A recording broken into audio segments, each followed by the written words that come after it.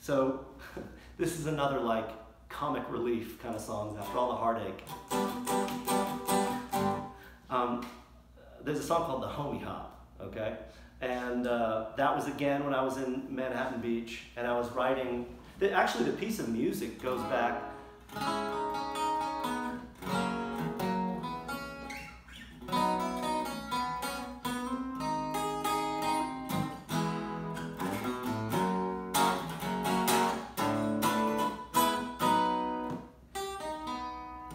This is a piece of music I wrote when I was, I think, a senior in high school.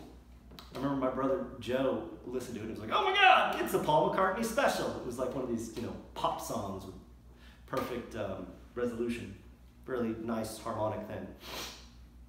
And I had that piece of music sitting around, and then it became music for this story, which was in this groovy period, where things were good and I was happy. I went out one night with a bunch of friends and met this girl who was very attractive. She was like the great-granddaughter of some golf club. I don't want to say the name. She came from money, put it that way. And she was attractive, not stunning, but definitely attractive. I remember she really wanted to pose for Playboy. I was like, that was her goal at the time. Anyway, we hit it off enough. I got a number and I asked her out, and we went out, and the date went great. It was one of those, first dates where stars were in alignment. She ended up inviting me back to her place. I spent the night.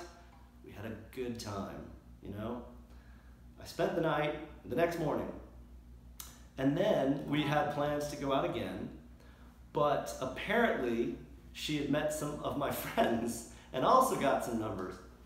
And so one of my absolute best friends called me up, or we were talking, and maybe he was trying to like suss out from me what had happened, because he had a date with her, or had planned a date with her.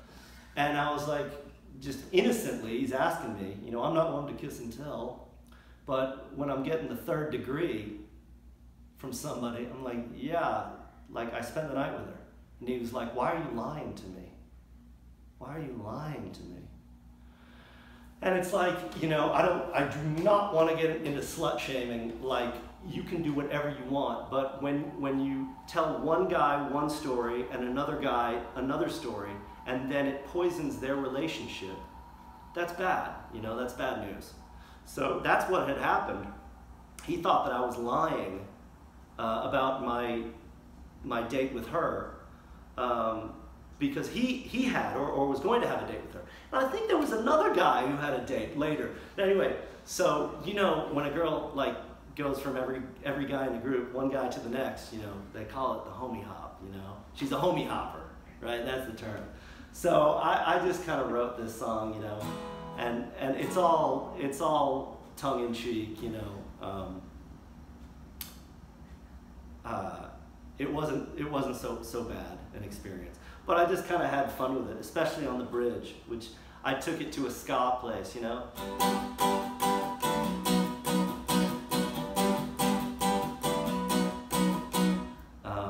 Homie hopper, a real showstopper. That is me doing the singing. I was trying to channel Jimmy Durante and Ethel Merman. Homie hopper, a real showstopper.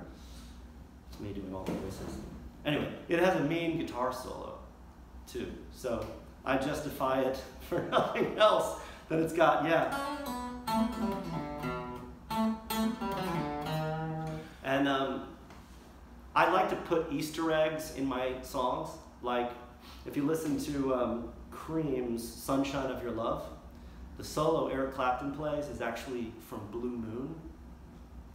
And if there are any Yes fans out there, there's a tiny figure within the guitar solo to the homie hop that is almost note for note from a classical guitar piece called Mood for a Day that Steve Howe of Yes wrote.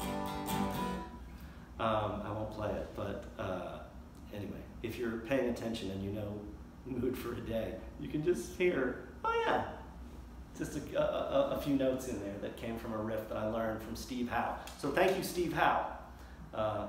And the album Fragile is one of my all-time favorites. Okay.